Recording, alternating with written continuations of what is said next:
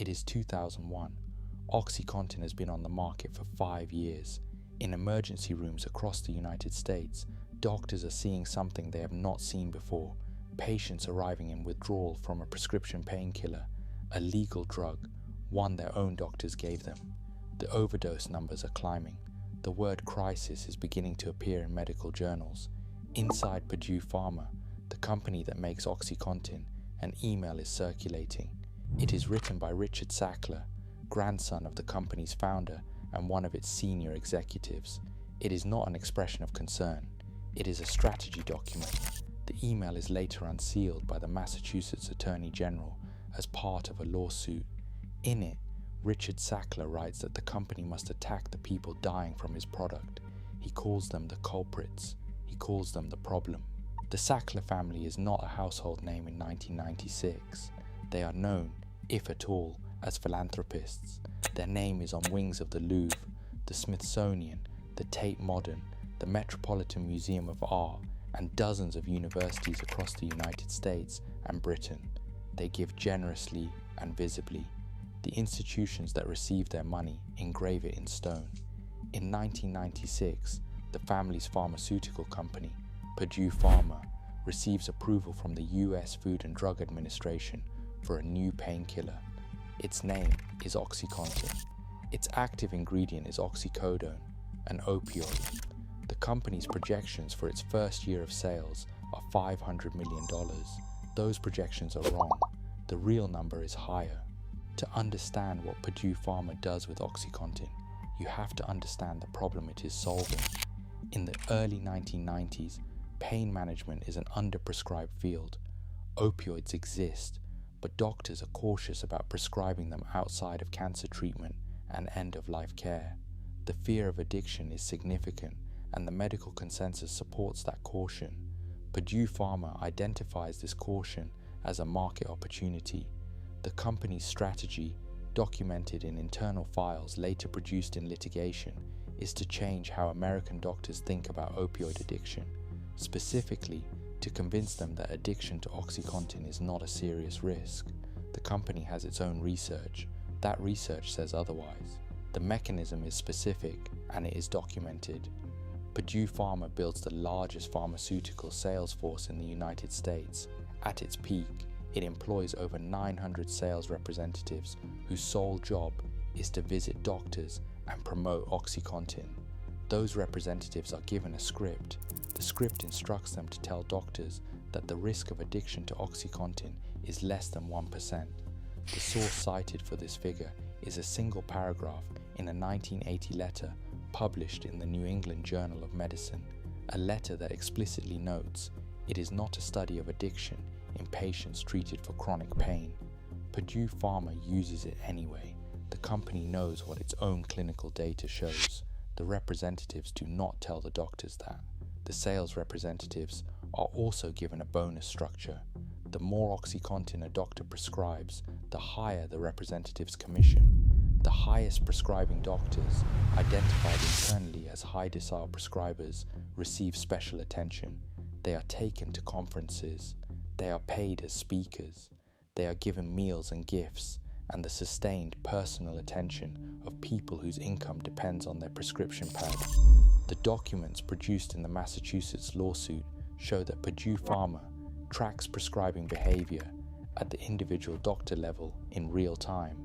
They know exactly who is prescribing the most. They know exactly who to visit next.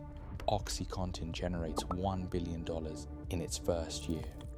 By 2001, it is generating $1.5 billion annually. The Sackler family's share of Purdue Pharma is privately held, meaning the company has no public shareholders and no public financial disclosures. The money flows directly to the family. Between 1995 and 2018, the Sacklers withdraw approximately $10 to $12 billion from Purdue Pharma. The figure comes from the company's own financial records, produced in bankruptcy proceedings. For context, that is more money than the company ever paid in fines, settlements, or legal costs combined. The first crack is not a whistleblower. It is a prosecutor in a small Virginia county who who starts noticing something in his crime statistics. In the late 1990s, Lee County, Virginia, a rural Appalachian community with a population of 23,000, begins experiencing a wave of prescription drug addiction unlike anything its law enforcement has seen. Sheriff Gary Parsons starts tracking where the pills are coming from. The answer is always the same: doctors, legal prescriptions, OxyContin. Parsons contacts the DEA. He contacts the FDA. He is told the drug is approved and the matter is a medical issue. He keeps tracking. By 2000, Lee County has one of the highest per capita OxyContin prescription rates in the United States. The county also has one of the highest overdose rates. The two numbers move together like a single line. Art Van Zee is a physician in St. Charles, Virginia, a small community in the same region. He begins seeing OxyContin addiction in his patients in the late 1990s. He tries to raise the alarm through official channels, writing to the FDA, contacting Purdue Pharma directly, and publishing a paper documenting the pattern he is seeing. Purdue Pharma responds by sending a medical liaison to meet with him. The liaison brings data. The data emphasizes the benefits of OxyContin for pain patients and attributes the addiction cases Van Zee is seeing to patient misuse rather than the drug's properties. Van Zee is not persuaded. He continues writing. He is not invited to speak at any of Purdue Pharma's conferences. He is not offered a speaking fee. He is one doctor in a small Virginia town with no pharmaceutical budget. The company has 900 sales representatives and $1.5 billion in annual revenue. The contest is not even. In 2001, the email Richard Sackler writes is not a private slip. It is a strategic communication inside a company that has been watching overdose data accumulate for 5 years. The email describes the company's opponents, meaning the people raising concerns about addiction, as trying to hold Purdue Pharma responsible for the personal failings of addicts. It describes the appropriate response as making clear that the victims are responsible for their own condition. This email is written by a man whose family will withdraw $10 billion from the company over the next 17 years. It is written in the same year that OxyContin is generating $1.5 billion in revenue. Every person who dies of an OxyContin overdose is, in the language of Richard Sackler's own documented email, a culprit, not a customer, not a victim, a culprit. The company keeps selling. The federal case begins not in Washington, but in a small Virginia courthouse. U.S. Attorney John Brownlee in the Western District of Virginia starts building a case against Purdue Pharma in the early 2000s after his office is flooded with OxyContin-related prosecutions, dealers, addicts, forged prescriptions, all tracing back to the same source. Brownlee subpoenas Purdue Pharma's internal records. What comes back is the sales training materials, the bonus structure documentation, the internal memos tracking high prescribing doctors, and the company's own research on addiction risk, the research they had before launch, the research that contradicts everything their sales representatives were telling doctors. Brownlee builds the case for 4 years. In 2007, Purdue Pharma pleads guilty to federal criminal charges of misbranding OxyContin with intent to defraud and pays $600 million in fines, the largest pharmaceutical criminal fine in US history at that point. 3 executives plead guilty to misdemeanor charges. They receive community service. No one goes to prison. No member of the Sackler family is charged. The following year, the family accelerates its withdrawals from the company. Declassified internal documents produced in later litigation show they are aware further legal exposure is possible. They move the money anyway. Between 2008 and 2018 alone, the Sacklers transfer billions out of Purdue Pharma through a network of shell companies and family trusts in the United States, Switzerland, and the Isle of Man. The transfers are documented in the bankruptcy proceedings. The structure is deliberate. By the time the full scale of the litigation becomes clear, the money is in places that are significantly harder to reach than a company bank account. The $600 million fine in 2007 is a lesson. The Sackler family learns it. They learn the wrong thing from it. The scale of what the opioid crisis produces is measured in a specific unit: overdose deaths. Between 1999 and 2019, nearly 250,000 Americans died of prescription opioid overdoses. Not heroin, not fentanyl.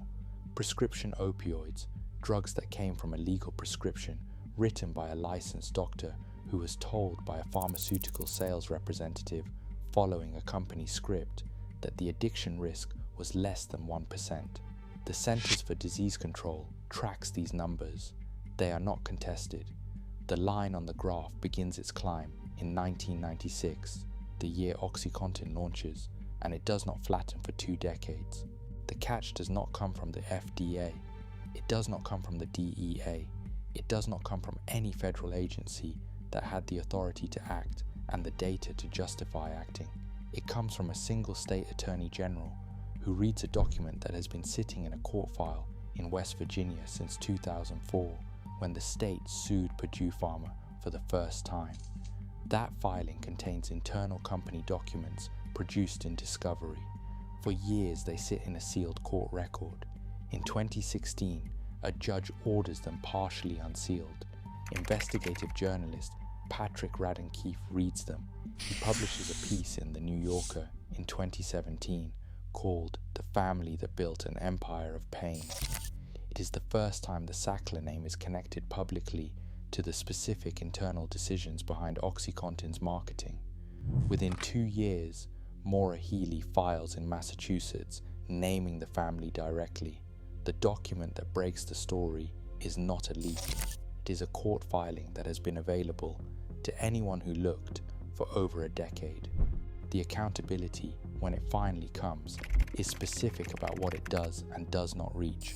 In 2019, Massachusetts Attorney General Maura Healey files a lawsuit naming individual members of the Sackler family as defendants, not just the company. The lawsuit unseals hundreds of internal documents, including Richard Sackler's 2001 email. The documents show, in the company's own language, that Purdue Pharma tracked the addiction crisis in real time and chose to characterize it as a patient behaviour problem rather than a product problem. 8 states and thousands of local governments file similar suits. The litigation produces the largest pharmaceutical settlement in American history. In 2021, Purdue Pharma files for bankruptcy as part of a settlement valued at approximately $4.5 billion. The Sackler family agrees to pay $4.3 billion of that over 9 years. In exchange, they receive, in the original settlement terms, a legal immunity from future civil opioid lawsuits. The Supreme Court later strikes down that immunity provision in 2024, ruling it unconstitutional. The case returns to bankruptcy court. The Sackler family has already paid a portion of the settlement. No member of the Sackler family has been criminally charged in the United States. The $10 to $12 billion the family withdrew from Purdue Pharma before the bankruptcy is not fully recoverable under any settlement currently on the table. Richard Sackler is deposed in multiple civil cases. His deposition transcripts are produced in litigation and made public. In them, he is asked repeatedly whether he feels any responsibility for the overdose deaths connected to OxyContin. His answer, across multiple depositions, is a version of the same position he took in his 2001 email. The patients who became addicted made choices. The company provided a legal product approved by the FDA. The doctors who prescribed it made their own medical decisions.